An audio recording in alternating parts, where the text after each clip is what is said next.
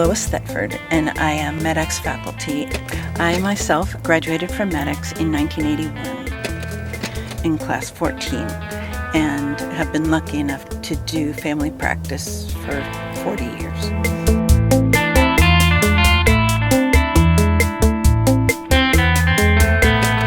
The Well-Child Workshop is intended to introduce students to how to interact with children. We set it up to be very low stress in terms of what they have to do during the visit. They just have to interact with the children that are there. Frequently they're the children of friends from their class or of their faculty. There's a faculty member in the room. They might be the parent or they might be a preceptor. And there's one or two students and one or two kids usually. So they have to learn how you approach young children. Once they're like 4 or 5, you can just talk to them and interaction is pretty easy. But really from 1 to 4, you have to practice a different way of approaching the patient than you would with an adult. Students who are parents are not worried about this, but some people are actually quite afraid of children. They're afraid that they're going to start to scream. And for a student with PTSD, this actually is a real learning barrier. So we try to make it very, very easygoing. So you're precepting their learning experience, making it safe for the student and making it safe for the child. Both of them have reasons to be afraid. Our students start in the fall, learning how to do the complete screening exam on an adult. And they visit a retirement home a number of times to practice on older, healthy volunteers. And then this is the beginning of their winter quarter.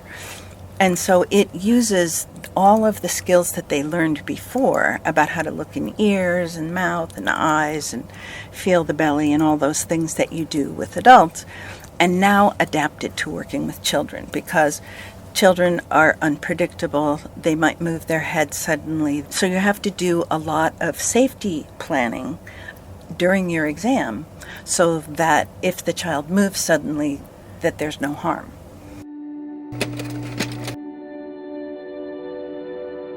With children, there's this developmental stage when they become afraid of strangers. It doesn't happen until they're like around 10 months old. They go through this stage where all strangers are really scary, and they will scream, and you have to really try to defuse the situation so that both the student and the patient have a positive experience.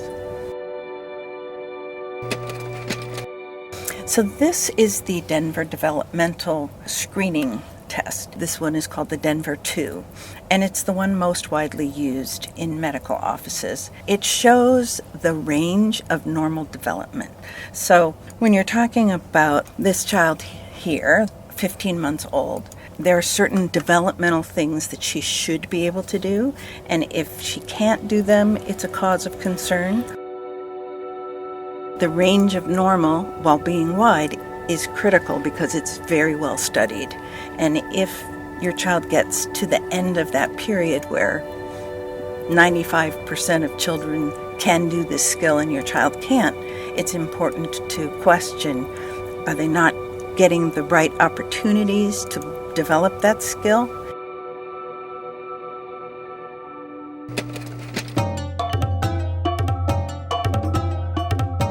So one of the developmental things is, can the child imitate a circle, tell which is the longer of two lines, make a square, and so on. And this child is just drawing at this point, but he was actually really an incredible jokester. It's like when we went out to do the weighing, he said, now we're going to go back to the room. And so he backed up all the way to the room, around the corner and down the hallway. I mean, everything, he had a little twist on it. So there he's drawing something that's more than what was requested. This is a near vision eye chart.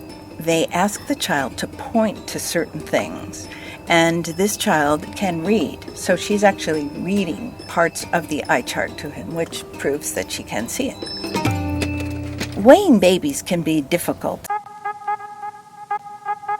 because they wiggle and they move, and you have to make sure that they don't like throw themselves off. And so the parent is holding his hands behind the baby in order to make sure that she doesn't catapult that way.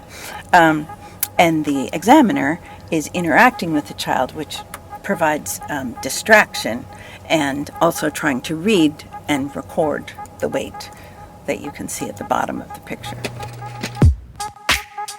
This is the scale for children who are able to stand. It's a large electronic scale that's covered in stickers. And so you ask the child to go stand on a certain sticker, kind of in the middle, and then it gives you the weight. Very efficient and accurate.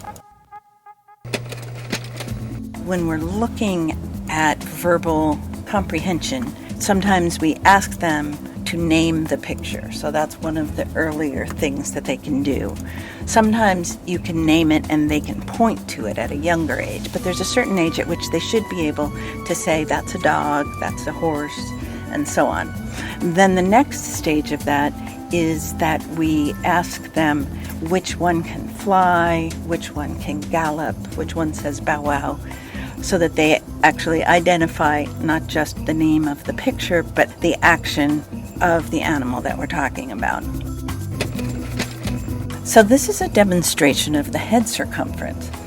Children actually often object to the head circumference, but if you demonstrate it on an adult or a doll or someone else, they often will be willing to imitate.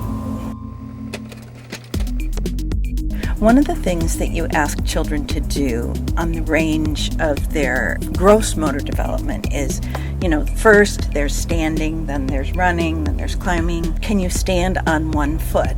Initially, we look for like 2 seconds, and then they get up to 5 or 6 seconds. And then we ask you to do the heel to walk, which is like walking on a line. And it shows a high level of coordination and balance. And so that's what they're doing there, is they're looking at coordination and balance along the range of development. There is a stage where we ask children to name parts of the body, so ears, nose. It's a younger age than this, but I think she's just playing with him. So if children are 2 or under, we lay them down on a measuring board. But this child is actually 5, so he's being measured here. The hardest thing is to get them to put their feet against the wall and then stand up straight, because they're like looking around, and then you say look up, and then they like go like this and raise on their tippy toes, and getting the height can be challenging. So this student is filling out the growth chart. They have the Denver to facilitate their interaction and to really get used to the idea of how you assess development along the scale of normal. But they also have to do the actual growth chart. So they have to chart onto this chart. It's important to track growth. It's the most important indicator of health in a young child.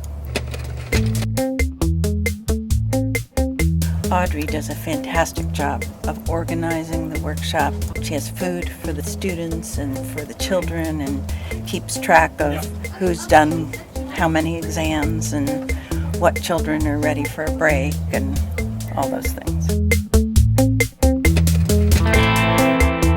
I love pediatrics, and I really want the students to really enjoy their experience, because it'll make them better practitioners.